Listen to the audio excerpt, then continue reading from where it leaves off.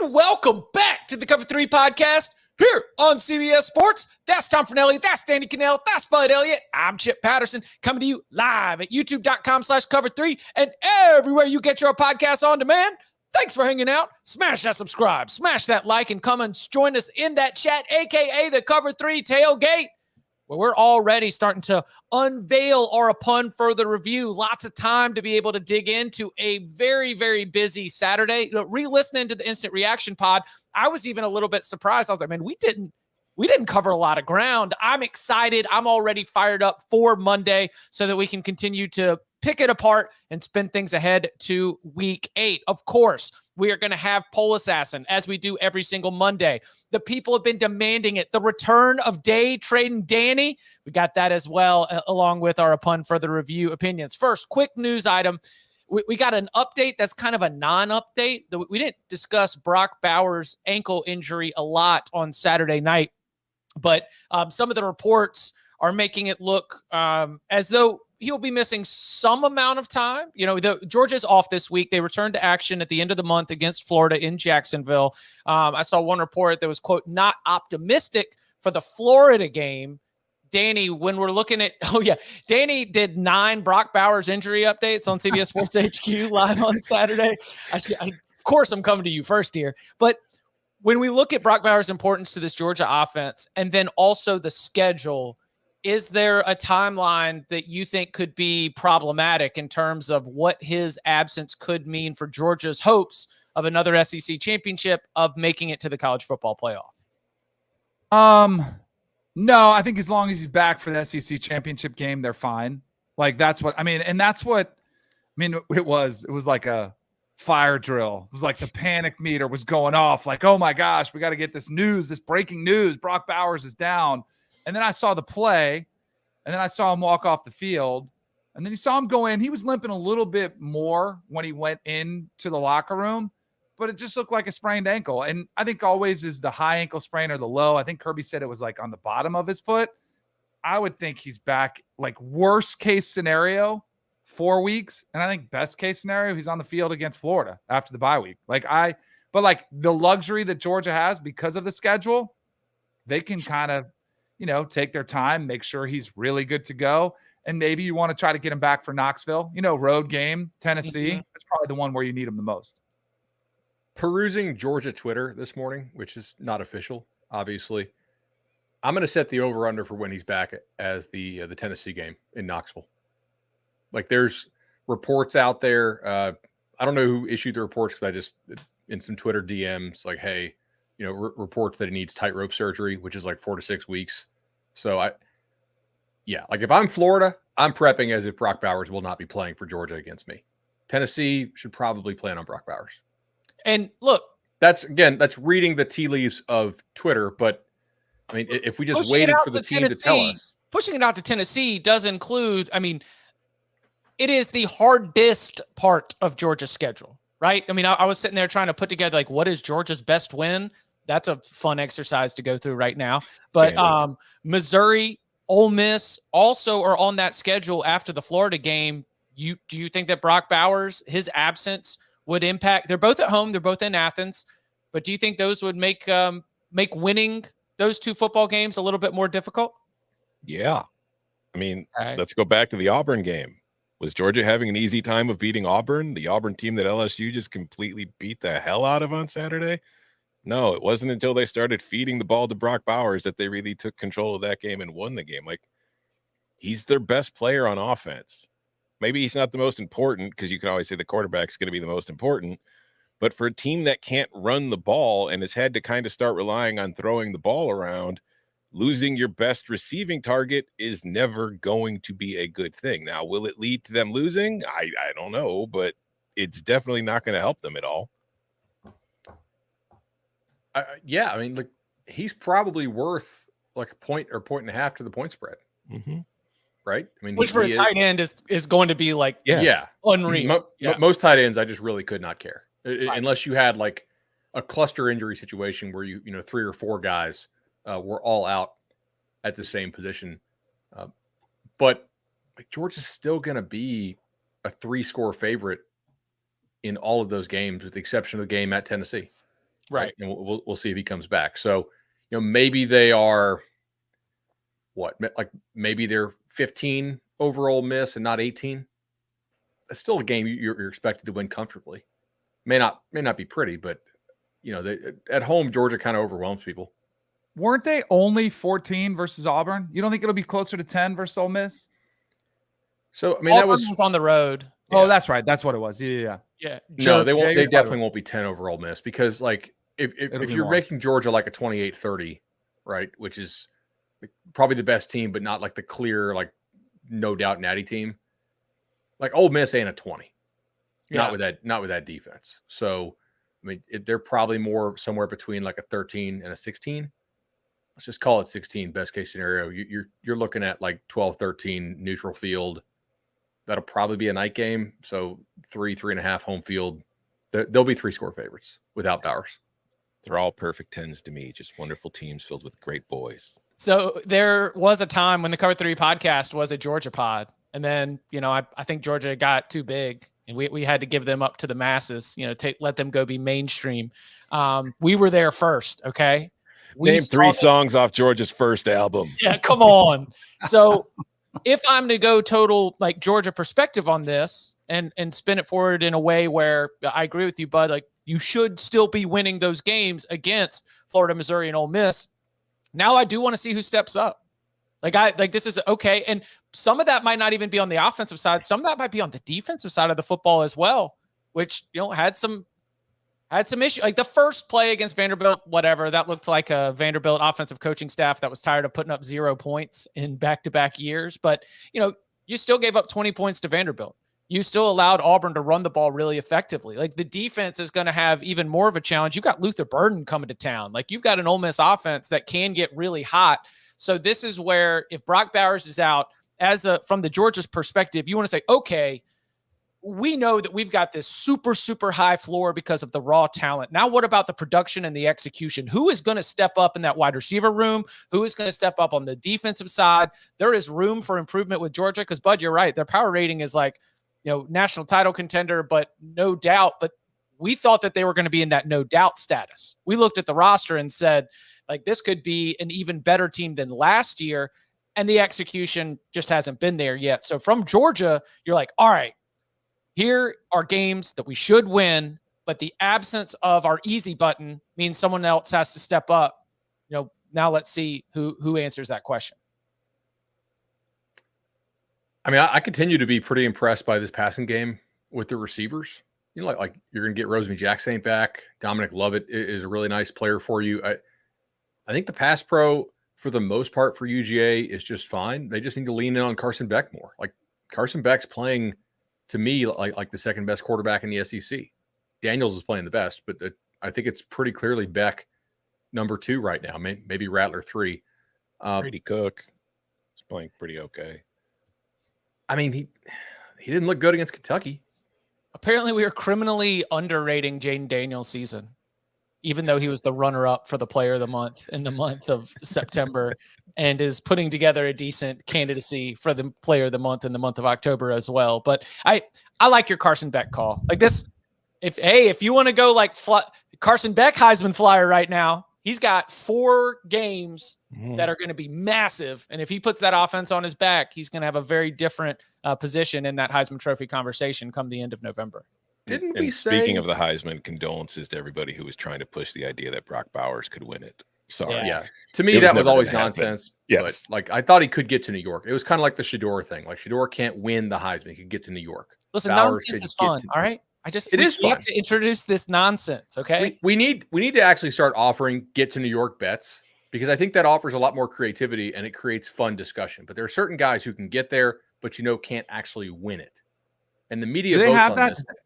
Does any book have that? Because it would be great. I wish they not did. this early in the season. Yeah. They'll some places will offer Heisman finalists like in the last 4 weeks. Yeah. I mean, if you could price it, obviously it's. I mean, that's so tough because the line for finalists is anywhere from like 3 to 6, and it depends on the voting margin. So that's the placing a wager on that inexact science is.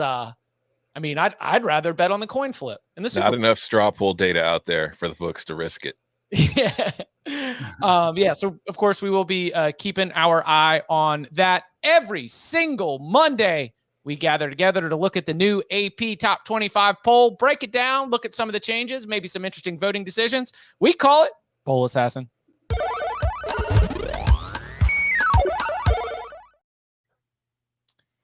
So, it obviously the no change among the top 4 teams in the new AP Top 25 poll. Georgia at 1, Michigan at 2, Ohio State at 3, Florida State at 4. Washington jumps ahead of Oklahoma and Penn State after the win against Oregon. They check in at number 5. Oregon only down 1 spot to number 9. North Carolina makes a move up into the top 10, checking in at number 10. USC, after the loss, tumbles 8 spots down to number 18. Notre Dame jumps up 6 spots up to number 15. I want to start with the USC side of this. What is this a fair drop for the Trojans? They're a 1-loss team currently slated behind a lot of other 1-loss teams and 1 spot ahead of 2-loss LSU. Tennessee, Duke, Utah, Ole Miss, Oregon State, Alabama, and of course Texas and Oregon, all higher ranked 1-loss teams.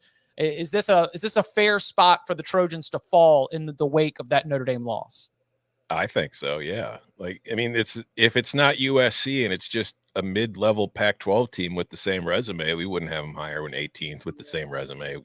Having not really beaten anybody, struggled to beat some average teams, and then losing your only true test of the season in hilariously bad fashion. This is you can make an argument they're ranked too high with what they've actually accomplished. Colorado's one of their 2 best wins. Mm-hmm. Their 2 best wins are against 4-3 Arizona and 4-3 Colorado. The only reason that you're keeping them high is the presence of Caleb Williams and the belief of, what this team can accomplish at its very best. But 43-41 over Arizona, 48-41 over Colorado, 42-28 against Arizona State when they trailed at halftime of this game. We haven't seen USC play football that's worthy of a top 15 designation in a long time. I mean, I had them 18th in my AP poll vote, which I don't have one, but I put it out on Twitter last week. Because they look like a non-serious football team. They had entirely screwed around on the season. I think a lot of it was like, hey, will they break out some new stuff that they haven't had to show in what was essentially a 6-game pseudo preseason? And the answer was no. I don't think USC should be ranked based on what they've shown so far this year. They don't block anybody. The defense is still a joke. The special teams kicked in an effort like, oh yeah, we don't give a damn either. That was an embarrassment. It's hard, from a power rating standpoint, to drop him totally out of the top 25 because of Caleb. And if Branch gets back and is 100%, then he's a real difference maker. And Floyd's been good. The offense, the resume so far sucks. Yeah, right. And it's resume season. We've hit that point in the year where we're judging you by what you've done, the quality on the field, the results themselves. What ceiling have you flashed? What floor have you flashed? And what do you have on the resume so far? Yeah, I agree. So I think there's 2 teams, and I think we've got we are at the midpoint season. We have 6 games. You have big enough of a resume where I do think you need to start taking more in. What are your good wins? What are your, what does your resume look like from start to finish? That's where I have a problem with USC where they are, because where is the best win? I tell you what, the Pac-12 did get a huge assist from the attention that Colorado got, because beating them looks really good, but it's probably not going to end up looking that good at the end of the season. And so I think the Pac-12 may be a little bit inflated across the board. I also think there's another team in there. If you look at Louisville, we're talking about USC, where do you have them ranked? If you look at Louisville, where is their best win? They smoked Notre Dame. Yeah. Yeah. Notre Dame's the win. Notre Dame over that one. Yeah, and it's interesting. Notre Dame jumped ahead of Louisville. That's a Louisville fan is pulling their hair out, because Notre Dame has 2 losses, Louisville has 1, and Louisville has the head-to-head advantage. The problem is that Notre Dame now has that win against USC to go with the win against Duke. And so they've got more of those top wins. And I think that's what voters are reacting to, maybe overreacting, because to review that Notre Dame win over USC is to look at Notre Dame having 28 points on 61 scrimmage yards, thanks to short fields and defensive touchdowns. He goes, okay, yeah. Hey, listen, Marcus Freeman had he's got a big win for Notre Dame in terms of still giving this team an opportunity to finish 9-3, 10-2. And when you have those 2 early season losses, that's the best you can do. But I think that might be too big of a jump for the Fighting Irish, though I think the Duke factor might have played a role in that. Any other takeaways? Would you entertain Washington got 2 first-place votes? Would you entertain Washington as the number 1 team in the country? Yes. What I will not entertain, like they're 5th in the poll, which is fine because the 4 teams ahead of them all have pretty good arguments and resumes and have been very, impressive this year too. What I won't entertain are the amount of voters who put Washington at 7. Like, what 6 teams have been better both on the field and resume wise than the Washington team that just beat a top 10 Oregon team? Like, I see a bunch of voters who have Penn State ahead of Washington on their ballots. And you know what? I like Penn State. I think Penn State is a very good team. What's its best win? Iowa or Illinois or West Virginia? Like, it's compared to Washington's resume, both are beating the hell out of everybody, but Washington has the more impressive win. Why is Penn State ahead of North Carolina? Oh, this is a good one. Okay. Think about this. All right. Do you already have the notes set up? I can pull up the resumes real quick. Yeah, like Carolina's win over Miami is much better than Penn State's win over an Iowa team that is collapsing, right? I think their second best win, what would you say Penn State's second best win is? West Virginia, a team that probably could make a bowl, but they're certainly not guaranteed to make a bowl at this point. Mm-hmm. And that was pretty convincing. I mean, Carolina, they smoked Minnesota, which is about the same level of team as West Virginia. So, what is it? Name brand? Yes. Is it where they started in the polls? That's basically it. Carolina has looked like a better team than Penn State has. Like, Penn State's offense is not a that continuing concern. Yeah. Like, James Franklin, I understand why he dunked on the reporter, but and it was funny. I laughed at it. I've got dunked on before. But that's the thing. Like, if I'm a Penn State fan, I'm asking the same damn thing. It's like, well, can we just try it? Just call a play just to see if we're capable of it, because we just keep having Drew Eller throw like these 3-yard passes. It's like, let's just see if we could take a deep shot. Maybe it works. Okay, so by the way, they did try some early in the game against UMass. They were trying it, and I was almost thinking, did they listen to the reporter? Trying, and it was rainy and cold, and it wasn't working, and then they just went back to what they do. The thing that frustrates me about Penn State with a resume is why not give them the big jump if they go to Columbus and beat Ohio State. Why you can wait, be open to moving them. Like, that's what I always try to do is. Like Michigan, I've been down on because they haven't played anybody. Now they've been dominating everybody, so they're kind of slowly growing up. But they don't have any opportunity really until they play Penn State. But for Penn State this week, give them the credit if they go into Ohio State, or even if they lose by 3 or 2, or it's a close game. I'd give them credit for that over than what they've done so far. And that's the thing, because with their defense, they can beat Ohio State. Like, if Penn State knocks off the Buckeyes this weekend, I'm not going to pretend I'm shocked by it. It's just, to this point, they don't have the resume to deserve being ranked as highly as they are compared to some of the other teams they're ranked ahead of. Taylor Vippolis of Inside Carolina noted that North Carolina has 5 wins against Power 5 teams that are all by double digits. And according to his research, no other team in the country has 5 double-digit wins against Power 5 teams. The next couple games from North Carolina, Virginia, Georgia Tech, and Campbell. So I guess we'll check back in with the Tar Heels, expecting them to be 9-0 with Duke coming to town on November 11th. Famous last words, I realize. You saw Iowa got ranked. All right.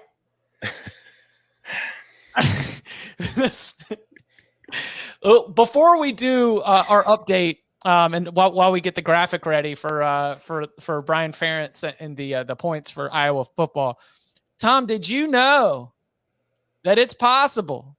I've heard a conversation that's been going on for weeks, but apparently just hit the mainstream. Speaking of the mainstream, Tom, did you know Iowa could go 11-1? What? No way. This is the first I've heard of it. I don't know if you've been paying attention to it. I don't think enough people are talking about how Iowa could still win the Big Ten West. We talked about it on Saturday night. We talked about it like every single time. We talked about it on Wednesday. We talked about it on Thursday. I wrote about it last week, but no, it's like after Iowa beat Wisconsin on Saturday, there's been a whole rash of, I don't think anybody's realized Iowa could still win the division. So is it fair for Iowa to be ranked? I mean, you're 6-1. Your lone loss is to a Penn State team that is number 7 in the country. What did I say on Saturday night's reaction show? I said Parker, Statsavore on Twitter, was going to put out the success rate chart for the how badly did we get beat that bad on Monday. And again, like it did in the Purdue game, it is going to show that Iowa was outplayed by its opponent and won anyway. And guess what? Iowa was outplayed by Wisconsin. The only team that got quote unquote unluckier due to success rate was NC State, which was much better than Duke and lost the game, was Iowa, who beat Wisconsin. It is the same thing every week. They play like crap for 59 minutes, but they break one long touchdown run and their defense does a good enough job and they win the game. So they're 6-1. Fine. Rank them.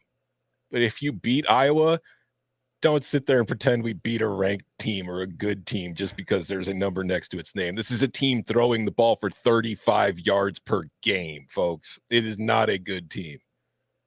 All right. Are they the bizarro USC? Yes. Yeah, because really are. Yeah, one of the things that I do is like your offense and defensive rank paired up, and like best teams in the country are like 5-9, 3-2 for Michigan. And then you look at like USC and it's like 113. And then you look at Iowa right behind it and it's like 115-2. Like they are 100% the bizarro of each other. Is Iowa more likely to go 11-1 or 9-3 or worse? 11-1.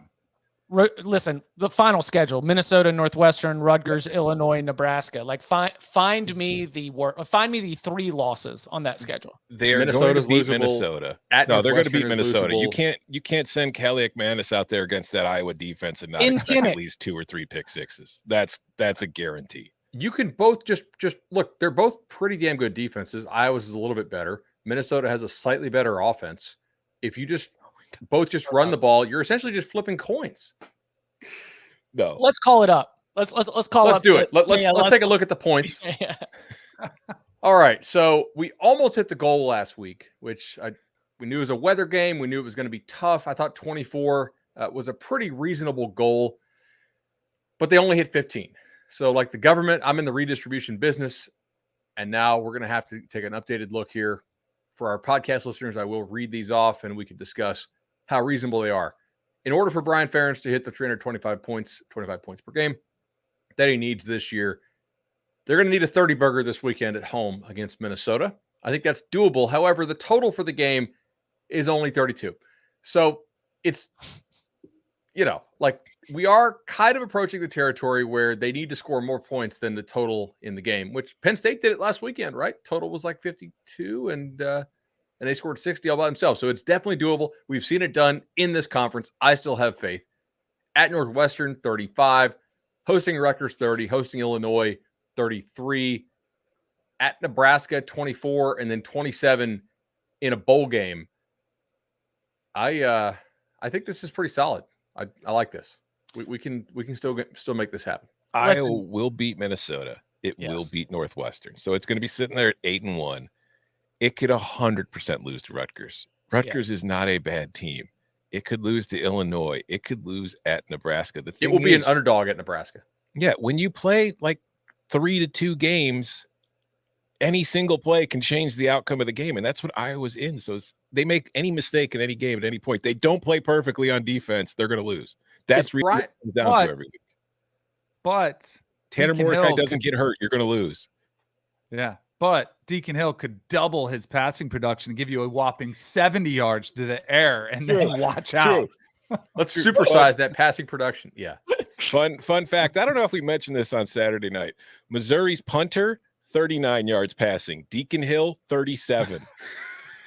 No, we mentioned the fake punt when we talked about the ending of Missouri, Kentucky, or like how Missouri, Kentucky unfolded, but we did not have that side by side. Thank you so much for bringing that to my attention.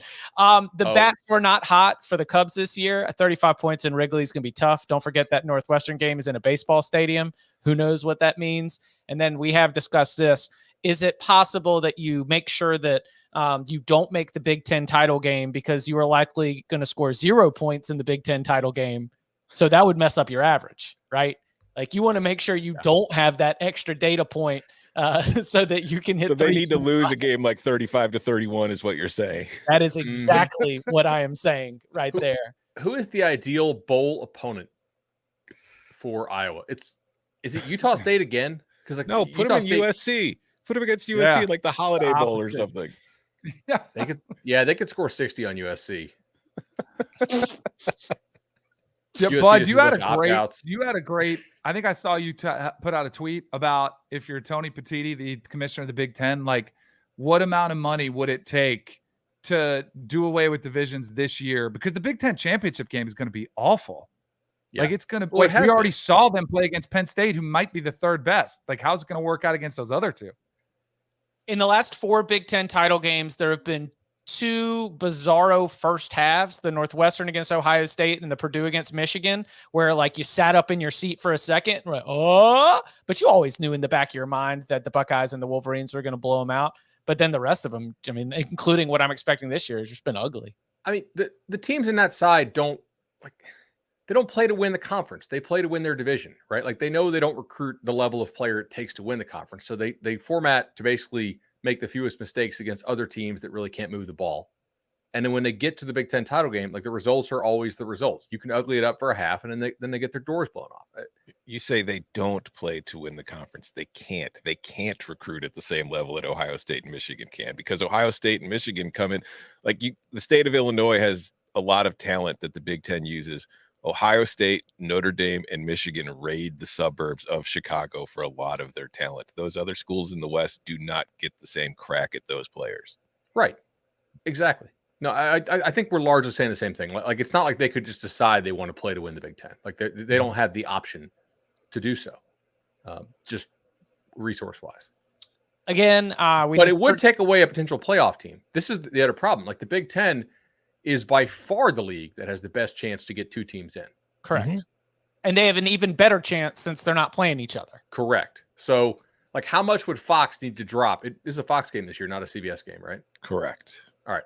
How much would Fox have to pay the Big Ten to be like, hey, man, this game is going to suck out loud, and we can have Gus and Klatt just, do it like a 60-minute docu-series on Michigan during the broadcast. But, like, we'd rather have it be, which they're not, that's not beneath them. See also the Colorado J. McCarthy. Yeah, seriously. Like how much would they have? So you're saying do away with. So you're saying like if Michigan ran the table, they would be the de facto Big Ten champ, and then you have the battle for second, which essentially could be a playoff spot. No, I'm saying how much would Fox have to pay the Big Ten to get rid of divisions this year so that you could actually have a title game that we will want to watch as opposed to having to watch for work? Probably not that much. But what I'm saying is not only do away with divisions, since they make up their own rules, we did it during COVID, you could say whoever's the regular season champ gets to bye essentially. And then you have the next 2 teams play for the potential playoff spot. Because there's always the risk if you do if Michigan beat Ohio State and then they had the rematch and Ohio State won that one, you could get left out altogether. I don't think you would. I mean, if Michigan beats Ohio State, asking the Wolverines to go trot back out there 7 days later and beat them again. Right. So then Ohio State could beat Penn State or vice versa, and then they look better going into the Selection Sunday. Comment section saying Georgia just confirmed the surgery for Brock. Out for the season? No. What's his who had it? Tua came back like in 3 weeks. Yeah. Tightrope is usually 4 to 6. Woo. Hold on. I haven't seen out for the season, but somebody else is putting that in the chat, but All right. Yeah, people in the chat, but I haven't seen that. Like the tightrope thing is exactly consistent with what I thought this morning. Trusting the chat room reporters. Come on. Got a love lot our of people. doctors Let's in go. our So, chat. like, if you're Brock Bowers, I mean, You don't come back to the SEC championship game. yeah, and like honestly, like I want to be like I've already won 2 rings. I want to make sure I'm healthy for the combine and for the workouts, like fully healthy. Jackson Smith Elliott over here. There's some business decisions to be made here, right? Shit. Come on now. That's irresponsible to say that on a podcast. That was great. Coming up on the other side, the people have been demanding the return, so we're going to deliver it for you. Buy, sell, hold. Day Tradin Danny giving us the stock update. Next. The best bull riders come together Only get one life, so enjoy the ride. to crown a Team Series champion. Just live your life, one day at a time. And enjoy the ride. On CBS Sports Network. All right, 4 to 6 weeks. So this is what it's looking like. We have a segment that we've introduced, and it is already delivered. So we got to give you people what you've been wanting. We get the stock update, and it's called Day Tradin Danny.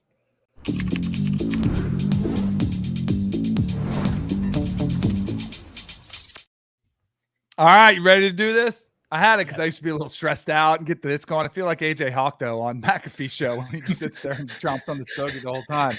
All right, so just a quick review. Last week, we'll hit on some winners, losers. Last week, I bought Drake May, Quinn Ewers, Jaden Daniels. Quinn Ewers was off. Drake May, stud, 4 touchdowns, beat Miami. Jaden Daniels, another 3-touchdown performance, convincing win over Auburn. I'm going to add a little bit more of those two because I think they're like gold. Right? They're just solid while there's a lot of volatility around the country, especially the quarterback play. You just know what you're going to get with those two. I think you can trust them. They're staples. You know, while everybody else could come crumbling down, you just keep adding to those two. So I'm going to add to those two. The guys I was already holding. Now, this one was tricky because I had Michael Penix. Obviously, that's great. I'm holding him still, probably adding a little bit more of him too. Caleb Williams. That was the one that kind of got me. The cost him the Heisman Trophy against Notre Dame. Now, here's what I typically do like to do, especially if you're holding something. This can get you in real big trouble. You know, after a bad game, you know, after the stock is down, you scoop some more up, right? You cost average on your way down, but you keep buying them. You know what? I am not doing that with Caleb Williams because that's what a lot of people thought. A little company called Lehman Brothers. Remember them? During the stock market crash, the Great Recession kept going down. People were like, oh, that looks like a great value at $3. Next thing you know, you're holding zero. Because I do think there is a very real possibility that you may not see Caleb Williams the last couple weeks of the season. Because what is the trend that we've heard? You know, if they lose another game, they're essentially out from the Pac-12 conference race, the championship. You could see him shut it down. So I don't want you being like holding Lehman Brothers stock saying, when's this thing going back up? It could go all the way to zero as far as that goes. The other sells before Brady Cook. Yeah, he was okay. Like they won. He was okay. I don't. He was not good. Like that. Right. That was like 2022 Brady Cook. Yeah. So you got that one. Bo Nix. So Bo Nix I sold because of Bo Nix on the road. Now he played good, but here's where the value play comes in. This is where you buy back Bo Nix. His Heisman odds before that game were plus 650. I saw one they're 30-1 now for his Heisman odds. You better snatch that up right now if you want to buy some Bo Nix. You buy that dip on Bo Nix because here's the thing. I still think they could run the table and they could see a rematch of that game. And I know Michael Penix is minus 140 or whatever he is. That is way too rich a price to pay for him. I think now's the time to buy at some Bo Nix. You guys with me on that buy? Yes. Yeah. Because he played really good in that. Correct. Just stop throwing at people's ankles and he'll be fine. Yes. The other sell that I had that could not a good sell, Kyle McCord. I sold Kyle McCord. Probably, and I think it was Tom said you maybe wait a week because he was playing against Purdue. He had the stat game, 3 touchdowns without his backs. He looked really impressive. Now he's got to go against Penn State. I'll still just stay away from that one. I'm not buying or selling. I'll just stay away from Kyle McCord for now. All right. So I have the one Bo Nix buy. Okay. The other one I'm going to go ahead and buy up Carson Beck. So you guys talked about him a little bit earlier, and I know the tendency might be, well, Brock Bowers, how long is he out? I think that puts more attention and more opportunity on Carson Beck's hands. Like, I think that gives, and you mentioned some of the guys coming back that have been getting healthier. They've been getting Lovett played pretty well. McConkey's getting better, and Carson Beck is playing with a lot of confidence. Like, I think he would all of a sudden take over some of that hype and attention that Brock Bowers got. So I'm going to buy Carson Beck, get in early on that one, because to me, Carson Beck is kind of like getting in on Netflix early when there might be some, like, people are questioning, like, ooh, who's going to buy DVDs and have them mailed to your house? No, get in it early before they start streaming, because that's what's come with Carson Beck's. And a lot of people, they were Blockbuster fans, right? Oh, I love going to look at my movies and feel them and look at the tape. So you know who I'm selling, because I think it's kind of like Blockbuster, a little old school. I hate to do this. I'm selling my Max Johnson stock, because I'm gonna, and if I don't have any, I'm just, it's already been delisted, Danny. I'm sorry, man. Like it's I'm selling it's like it it's on that life wall like, trajectory. Yeah, you know, one thing they say when you're trading is don't get emotional. I feel like I was emotionally attached to Max Johnson. My goodness, we talked about it going into that game. The internal clock that has to take place. You have to speed that up. I mean, you're supposed to use a stopwatch. It looks like he has a sundial when he's back in the pocket. And not only does it get him in trouble, it gets him hit way too much. He gets hit more than any quarterback out there because he hangs on the ball forever. So I am selling that stock. It's going to turn out like Blockbuster. The other, so I got a penny stock for you, pink sheet, if you will. Caden Salter. Don't look now. Caden, Liberty's quarterback, they're undefeated. He is going to run the table. They're going to be undefeated. I don't think they get the New Year's 6, but I think it'll be a quarterback a lot of people are talking about. They're 6-0. He's got 20 total touchdowns, only 2 interceptions. He keeps putting up big numbers. He's the perfect fit for Jamie Chadwell's system, and he is flourishing in it. The last sell that I have, so I gave you guys some homework. I don't know if you saw this yet or not, but I'm selling my Shedeur Sanders stock. And I'm selling it short. I don't care. I don't need it. I'm just selling it blindly. I'm selling it naked. I'm going to take on that risk because, and in the game he played really well. I mean, at 5 touchdown passes, he was still doing a lot of Shedeur Sanders things, but he had the very, very costly interception in overtime, which maybe if you knew the situation, what you needed, you wouldn't have tried to force it. You would have been happy taking a field goal, but he didn't. But Shedeur Sanders stock is very similar to a company called WeWork. I don't know if you guys are familiar with WeWork. You see their buildings around big cities around the country. There was a spectacular series starring Jared Leto called We Crashed.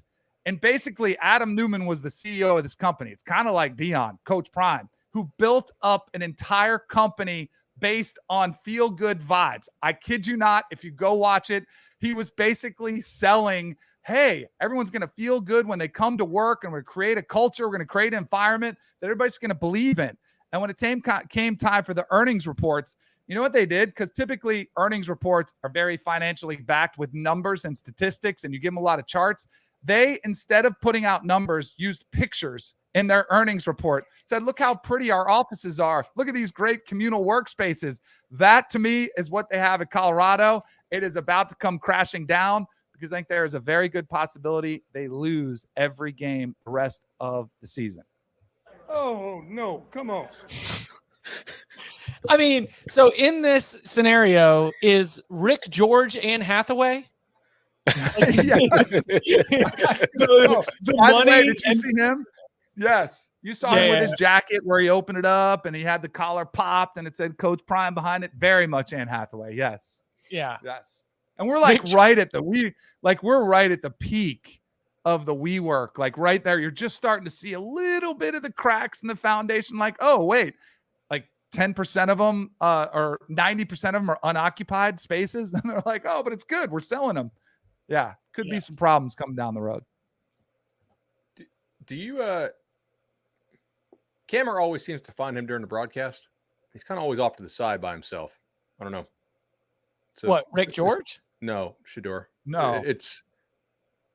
No, he was on the sideline talking to his receivers every time they showed him. Just from the broadcast I've seen, it's. I will say I watched. I thought like It's a reality TV show that happens to have a football team trying to be built, right? Like they're trying to accomplish two things at the same time. It's not just a reality TV show. It's not just a football team. The vibes in the latest video are a lot different. It's a whole lot of like coaches telling these kids, hey, like you don't love the game, you know, that type of thing. And, you know, why, like you constantly show up for meetings late. You don't watch the film. Maybe there's a reason most of these guys Colorado took were backups for their teams last year. Maybe they had poor practice habits and they've been unable to coach them out of it. Right. Like we asked like, how would Colorado handle what we thought was going to come? And it didn't come early, right? They played really well against TCU. They played really well against the Nebraska team that now we realize is okay, like worse than we thought, but still, like it's a nice win for them. But like, how are they handling, you know, this? I don't know. It's interesting. Well, it's the off. This is it. This is your crossroads. Like this is all right. What's going to happen with the rest of this season? You've got some extra time to put in some work. You need to find a victory against a team that you are not going to be a favorite against. That's the only way that you make it to the postseason with a 4-3 record right now. And look, Arizona's playing good football. There is not a single opponent that is. I'm not going to pound the table because it might tip, but I want to say I am pounding the table that Arizona is a good football team. I think that Arizona is. I think Arizona's Washington's second best win, and that's a good thing. So I saw a stat on Arizona's defense. So they've played Caleb Williams, Michael Penix, and Cam Ward, who have combined 57 touchdown passes. They held them to 1 between all three of them. Mm-hmm. Like their defense. Good. Yeah, they're legit. The thing about Colorado that I think is going to be because I didn't like Shador when he went out for the coin toss at overtime. You could tell he was. I mean, you should be pissed off though. I'd be upset if he was smiling. He was pissed off. There definitely was. I mean, Charles Kelly was losing his composure. There was players yelling at coaches on the night of the game. So yeah, this is the gut check time, and this is kind of what I was curious to see because I think Deion is going to be incredibly frustrated because he's somebody who likes to talk a track, like likes to be bold, likes to be confident, and that's great when you can be the person to back it up. But now he likes to be bold, brash, and confident, but it's out of his hands completely. Like it's the players on the field. And I thought you shot that showing up when, you know, there was the DB that was getting picked on. Was it number 34? And there was some back and forth. And then that kid started yelling back at other players. Like it's going to be interesting to see how this thing unfolds. Yeah. I don't think that like their schemes are bad. Honestly, I just don't think they have very many good players. Like the luggage was not Louis. Deion was just wrong about that. I will say I looked up the PFF grades. And all the corners had terrible grades. Like they all got torched. And that has to drive Deion nuts because he was the best corner in the history of the sport. But 157 snaps for Travis Hunter at elevation for a guy coming off a liver injury. I think they put Travis in a bad position, you know, and he's a young guy. Like he may not have the sense to say, hey man, I can't play both ways in this game. His PFF grade was in the 40s. That's like a grade if you play for an FCS team and you go play like Georgia or Michigan. Like that's what you're going to put up. Like that. I like Travis Hunter. I've seen Travis Hunter play a ton. Travis Hunter is an awesome player. They are putting him in a bad position having him play both ways at altitude. Like this, he looks worn down.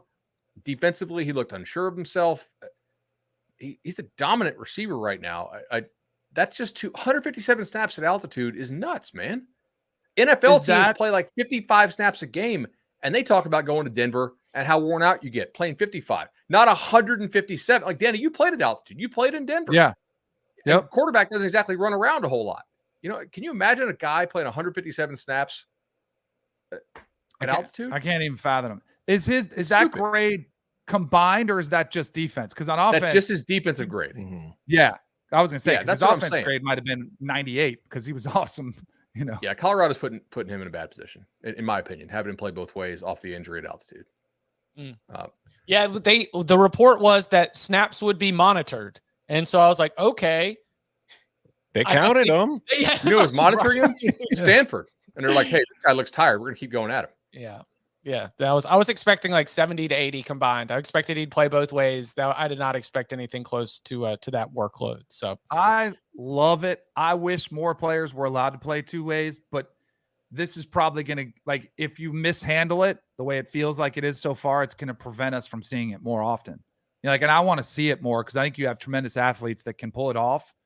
But when it's at your detriment, it's going to, like you're saying, it's going to hurt them. Like third and long, red zone, where like he's a really good contested catch guy.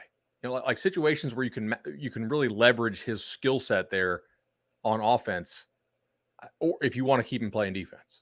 Or red zone both sides. Sure. Yeah. Anyway. Yeah. Coming up. Oh, go ahead. Yes? No? Okay. That's all I got. Bell rung. Market closed. Ding, ding, ding, ding, ding, ding.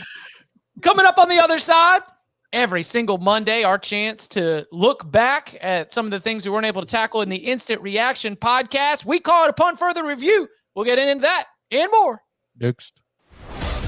This Saturday, it's back to back to back college football. Into the end zone. What a throw, unreal. It all starts at noon on CBS Sports Network. Back here on the Cover 3 podcast. Every single Monday, we like to go under the hood. We call it Upon Further Review. There were terrible calls. Do we want to go ahead and jump in? After further review. After further review. After further review. I'd like to open things up with a look at the Texas A&M Aggies, losers of 2 straight to Alabama and Tennessee. On its face, nothing too alarming there. But as they sit here at 4-3 with the remaining schedule that includes South Carolina, Ole Miss, Mississippi State, Abilene Christian, and LSU, I ask, what is the Aggies' record at the end of the regular season?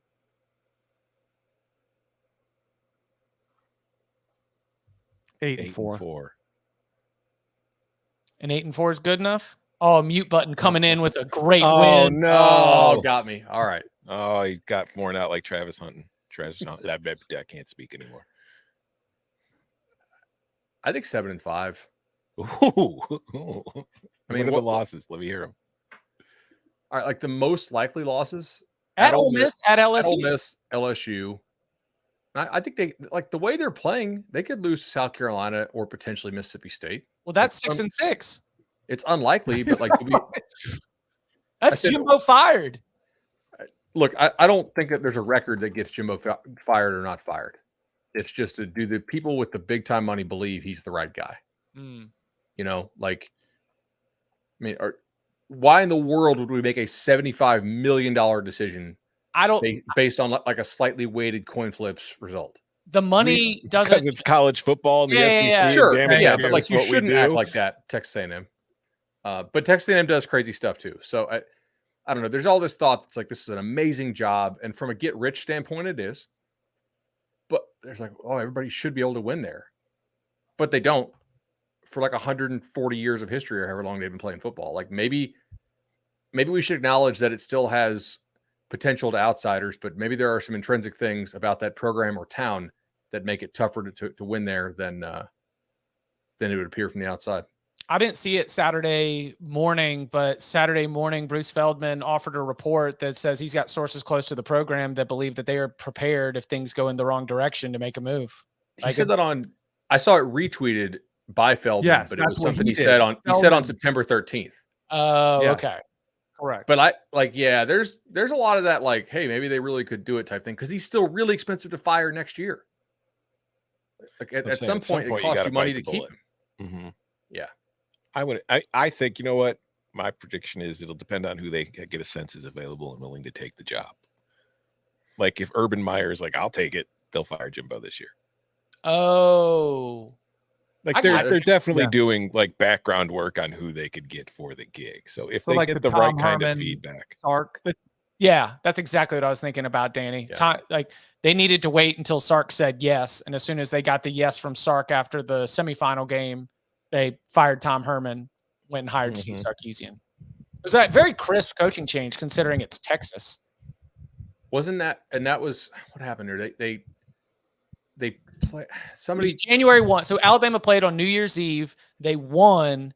Then on January 1st in the morning, they fired Tom Herman, and like 4 hours later announced Steve Sarkisian. I'm trying to remember. There was a weird thing with like Herman and Jimbo. Like somebody got a report leaked that like LSU was going to hire, was it Jimbo or Herman? And then it forced somebody's hand. I forgot how that all went down, but there was some really interesting like plant type stuff there back in the day that they used to leverage. I'll go back and see if I can find my notes on it. It was, but if curious. If power players are sending the signal that it's like, hey, no, money's not the issue, then it comes down to performance and belief and whether or not they can get it going in the right direction. I see 7-5. Money isn't real anyway. So I see 7-5 as the finish here. And I felt like at the beginning of the season, we were like, with this Texas A&M team, which should be at worst third in the SEC West, and with all this talent and this, that, or the other, like an injury to Connor Wegman's not enough to be able to excuse 7-5. That is falling well short of what your potential is for the 2023 season. Especially when 7-5 really isn't any different than the seasons you've already had. Like 8-4s, 9-3s. It's like, I don't know. Which is what they had with Kevin Sumlin. That's the thing that's got to be most frustrating. And throw in that TCU made the playoff. Texas looks like they're going to make the play, potentially could make the playoff this year. Like they're playoff contenders and you're not even close. That's just rubbing salt. Recruiting wise, like you've been killing it. But at some point, that talent has to equal wins. And it can't just be like, well, we play in a tough conference. Yeah, so does Georgia. So does Alabama. They keep winning with the talent too. So you have to figure out a way to do it. I will say, I watched this game because I didn't watch it on Saturday. I have a takeaway from it that really isn't anything about Texas A&M. Nothing changed my mind. But the one thing that stood out to me was Tennessee's defense. I get more impressed with every time I see it. But then I came to the realization that this is what's happening every time I watch an SEC team is that, hey, this defense is pretty good and the offense stinks. And it's dawned on me that the SEC is just the Big Ten with better defensive linemen. It is the same exact conference. Like the bad teams in the league have more talent on the defensive line than the bad teams in the Big Ten do. But everything else is the same. There are a couple teams at the top that are really good. And then everybody else is basically within 3 points of each other, except maybe for the team at the bottom of the league. It is, I don't know what's happened, but this league is far more mediocre than it has been in recent years. Like I still think it's the best league in the country overall from top to bottom, but it is not near the level it was even 3 or 4 years ago. Completely agree. I actually thought about this in the morning. I didn't know you had this on the rundown. And the separation at the top this year, I think, is still larger in the Big Ten. Like, who's the third best Big Ten team? Penn State. Who's the fourth best Big Ten team? Yeah, sorry. Illinois. No, I mean, the fourth is empty, fifth is empty, and the next team is going to be put in at 6. So, like, I mean, on a neutral site, Penn State is more than 2 touchdowns favored, or Ohio State or Michigan, whichever the third best team is in the Big Ten. Like, but in the SEC, that's not the case. Like, the gap between 3 and 4 in the SEC is not double digits. The gap between 3 and 4 in the Big Ten is like 3 scores. Mm-hmm. But it's not so much the power rating gap as much as it's just play. Yeah, the quarterback play and who the teams are. Like it's all just we're going to try to win the game with complementary football and defense because we can't score points. We're just not that good.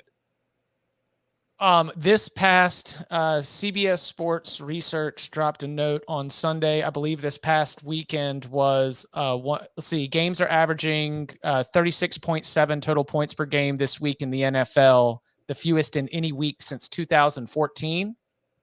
Is that just what football is right now? Mediocre offensive lines, mediocre quarterbacks, and good defensive linemen are owning the games? Because the SEC and the Big Ten are the most NFL producing conferences. And if we're going to continue to professionalize this sport, and the SEC and Big Ten are going to be at the forefront of that, I mean, kind of looks like minor league football. What's the total in the Iowa-Minnesota game at? 32.5. It's something like where a couple years ago when the game was 37, and it's like this has only happened 7 times in whatever years, and 5 of them involved Iowa. And now we're seeing it on a regular basis this year. Totals in the mid to low 30s. It's just, I don't know what the exact reason is, but well, it's like I was saying, is it just football? Like, is that the pendulum of football right now? And there are going to be lots of different ways to attack the factors of that in terms of training scheme, the way that preseasons or fall camps go. I know that a lot of that has been pointed to, especially with the offensive line play at the NFL, but it does not seem like it is the same sport that we had 5 years ago. No, I mean, go ahead. Well, I was just going to say, as far as the quarterback play goes, I mean, no one stays in a system and like really learns and gets familiar with the intricacies of the systems. That's a great point. And in the NFL, I think you see that somewhat, but in college, especially with the transfer portal, I mean, as much as the Pac-12, I think 11 of the 12 quarterbacks in the Pac-12 had transferred, and sometimes it works, but it is like learning a new language. And I know people have heard that, but you're just not ready, like, to really know the ins and outs of it. And then if your protection is dicey a little bit, like, part of knowing a system is knowing when and where to get rid of the football really fast. Like, oh, I'm in trouble. There's my outlet right there. And if you're not deep in the weeds of that offense and you don't know, you're going to get exposed. And I think there's very little, like, not quarterback development from who can throw and who can run, because they have plenty of quarterback gurus that can help you do that, but getting in a system. And so then combine that with the coaching turnover, like, all of it doesn't allow for really deep learning, deep, commitment to understanding a system, why you're doing it. I think that's a big problem. It's a great point. SEC is the Big Ten now. Congratulations. Welcome to the world. But you had a couple notes. Which one do you want to get to first? I want to give some shout outs to some running backs. Ollie Gordon at Oklahoma State, really, really good. I think Audric Estime is awesome. Kamar Vidal at Troy, leading the country in rushing. Like, guys, Troy is good, and like, they play JMU basically snap for snap, and JMU is basically on a different level than. It's a wagon. Yeah. Also, Ashton Jeanty at Boise in a losing effort, and I don't know what he deserves so much better. Somebody was hitting me up about Ashton Jeanty, and I was like, man, he didn't sign up for this. He's playing so well, and this is a Boise team that is not anywhere close to the standard that we are used to seeing from the Broncos. But he is the shining light in an otherwise disappointing season. You can just kind of tell sometimes, different. Yeah. If we had like mid-season trade deadline in college football, he'd be starting for, like, in Ohio State or something. Yeah, like, he's a really good player. Yeah, Georgia would love to have him. Right. By the way, I think Troy is the first team to shut out Army at home in like 2 decades. Ooh. Seems pretty anti-American to me. I don't know. Bowl watch here. I think some teams this weekend are on bowl alert. Like, if they don't win, they're basically not going to make a bowl. Wake Forest hosting Pitt. If they don't get this one, like, their schedule is backloaded. So that's a toughie. Texas Tech going to BYU. If they don't get that, it sucks for Texas Tech. But, like, guys, consider the back half of this Texas Tech schedule. It's not particularly easy. They already have. I mean, they're 3-4. You go at BYU, and then they go TCU, at Kansas, UCF, at Texas. That's tough. Yeah, it's getting late early for some of these football teams. Yeah, we'll have to do it's like bowl watch and then our win total update. We'll have to do that soon so that we can look at our bets and see how everyone's looking and what kind of work needs to be done for some of these win totals to hit. Quick straw poll. Who's the third best team in the Big 12? Go. Oklahoma State or Iowa State. I still think it's Kansas if Daniels plays. If not, then it's kind of up in the air. I mean, look, Kansas State, I still don't trust that defense at all. I don't know if they beat Texas Tech if Morton doesn't get knocked out.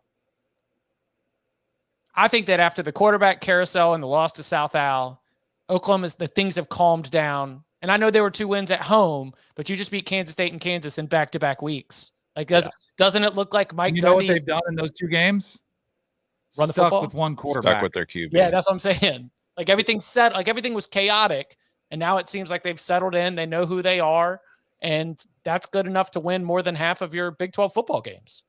Brett Yormark, like, almost nothing can happen that would make his year bad, but not a great weekend for them. I mean, Colorado choking it against a team that's going to be going to the ACC. Further distance being put, I think, between the 2 teams at the top of your league who are both leaving after this year and the rest of the conference. Just not a great weekend there. But Gonzaga, look over here. Whee! You know who I think we got to be on the lookout for, though? I don't think they're the third best team in the conference. Iowa State is. That's what I said. Oklahoma State or Iowa State. Those are the two teams that coming out of the weekend. I was like, okay, let's move them to the front of this other, as you mentioned, otherwise like muddled pack where you're not really sure who's who and what's what. Iowa State also needed to go through like some transitions, and like once Rocco took control of that team and they kind of settled in. Well. It's playing well. Shout out Nate Shieldhouse. I see the quarterbacks coach or offensive coordinator there. Offensive coordinator. Yeah. Yeah. Since he also doesn't have a quarterback at all. I mean, that's Emory Jones in wind and rain, not really meant to be together. That man, Emory Jones throwing the football. That's what I'm saying. Then you add in the wet in the wind, and it's like, whew, man, it was yeah. I did want to. First of all, I got posed a question yesterday on CBS Sports HQ. Oregon State currently 6-1. Next 3 opponents: Arizona, Colorado, Stanford. Final 2 opponents: Washington, Oregon. So coming out of the 36-24 home win against UCLA, do you think the Beavers have a team that can A, win one of those 2 final games, and then B, win the next 3 so that they enter that 2-game stretch with a chance to actually earn a spot in the Pac-12 title game? No divisions in the Pac-12. You get a win in one of those. That could be a head-to-head victory. That could be very important. One conference loss on the season so far. It is against Washington State. I mean, they can. I'm not going to say they will. Can win one of those 2? Yeah. I mean, they beat Oregon last year. With the same play 73 times? Pretty much, yeah. What's their line against Arizona? They have a bye, or is that this weekend? That's they've got a Oregon State is off this week. They return to action at Arizona on the 28th. I think that's a tough spot. Be leaning on that one. And I think Dom and I are on the same page with Arizona. The UCLA game, Dante Moore had 3. Like, that was a struggle for him. That was like his bad game. I still think Oregon State's good. I don't think they're great. I think they're probably 9-3, which is a really good season for them. I don't think they're 10-2. I've got a question for you guys from a listener who DM'd me this morning. From Dirk Strunk. Isn't the Air Force being undefeated more impressive than your Power 5 teams being undefeated? Seeing how Air Force doesn't use the transfer portal, NIL, and has no blue chips, I would love to hear you guys' thoughts on this. Danny, you're the one who says they're a wagon with wings. I do think Troy Calhoun is an outstanding coach. I think you have your challenges. I think it's really like comparing apples to oranges, though. You know, like I'd like to see them, and I'm not like at a bottom.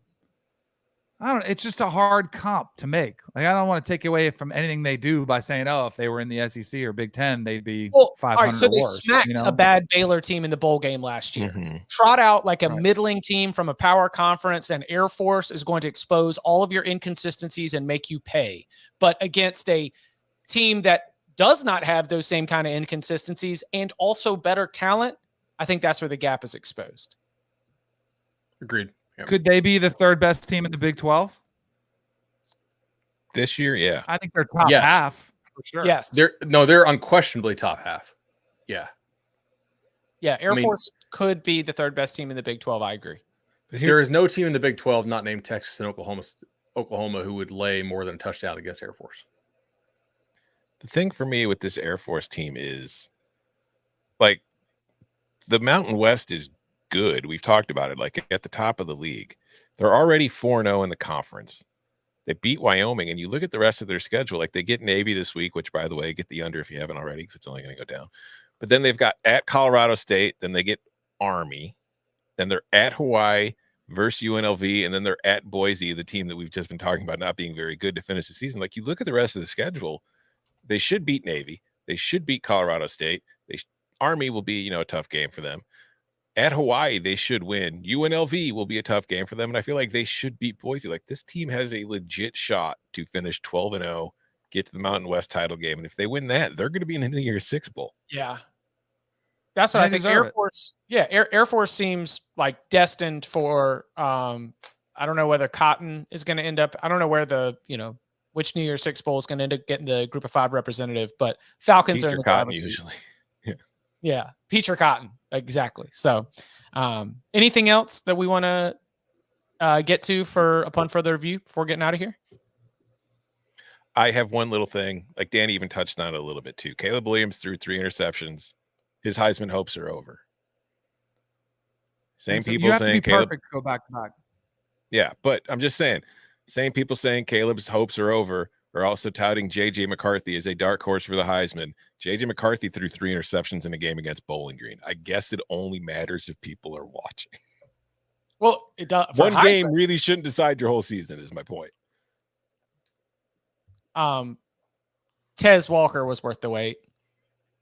That was some Miami has very good defensive talent, and he was a better athlete than a lot of those skill players. And I was downplaying his return. I was like, no, like they're already a pretty good offense, but he, after one game where he was greenlit on Thursday, gets in there on Saturday. I think that those he's going to give you 2 big explosive plays that no other North Carolina wide receiver was going to be able to give you. And when it comes time for those games later in the season for the Tar Heels against really good defenses like Duke and Clemson, like that, Tez Walker gives you a much, much better chance of winning those games and competing for an ACC championship. I was probably underselling exactly what his return was going to be. Anything else? Locks for Tuesday. We had a Liberty request. minus 13.5. Oh, okay. What's the request? Was that it? Tuesday night lock. Do we have any?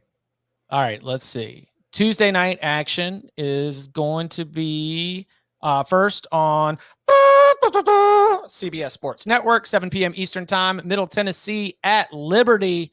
Middle Tennessee, the Tuesday night Warriors. Liberty 13.5-point favorites. Anyone got anything there? Give me Liberty. Or give me death. At 7:30 p.m. Eastern Time, Western Kentucky at Jacksonville State. More Cayusa. Western Kentucky favored by 7 on the road at Jack State. This is the first team that can act. Is this the first team that can really spread out Jack State and throw on them? They have faced a lot of non-functioning passing attacks. Anecdotally, is what I'm. It's like they play in the SEC or something. So Middle threw it on them a little, right? Yeah, Middle had like 560 yards. Yeah, and Middle's not a great passing attack. So Western. Yeah, but I don't like the full touchdown on the road, so I'm not going to bet that. Under? Western's defense is pretty bad. Their stud defensive end. Like the only guy in the CUSA worth a damn on defense. Jarquez Evans. He got hurt last game, and I don't know what his status is, but he's like a guy who matters. So if he doesn't play, I don't know if I can endorse under. And they're both like max tempo teams. Mm-hmm. Yeah, and that over under, by the way, only 60. So who knows? And then also at 7:30 p.m. Eastern Time, we're down in the Fun Belt, but with 2 of the teams from the bottom of the standings. Southern Miss at South Alabama. South Alabama 18-point favorites against the Golden Eagles. Feels like a lot, doesn't it? Feels like a lot of points for South Alabama on a Tuesday night. All I know is I bought Caden Salter for 0.00035, and tomorrow he's going to be worth 0.000.40. Gonna be rich. Day Tradin Danny firing up a stogie, celebrating his win that's coming after Liberty puts it on him on Tuesday night on CBS Sports Network. And you can follow him on Twitter at Tom Fernell. You can follow him at Danny Cadell. You can follow him at Bud Elliott 3. You can follow me at Chip_Patterson. We will be back Wednesday, 11 a.m. Eastern Time for more big game breakdowns. Gentlemen, thank you very much. Thank you. See y'all.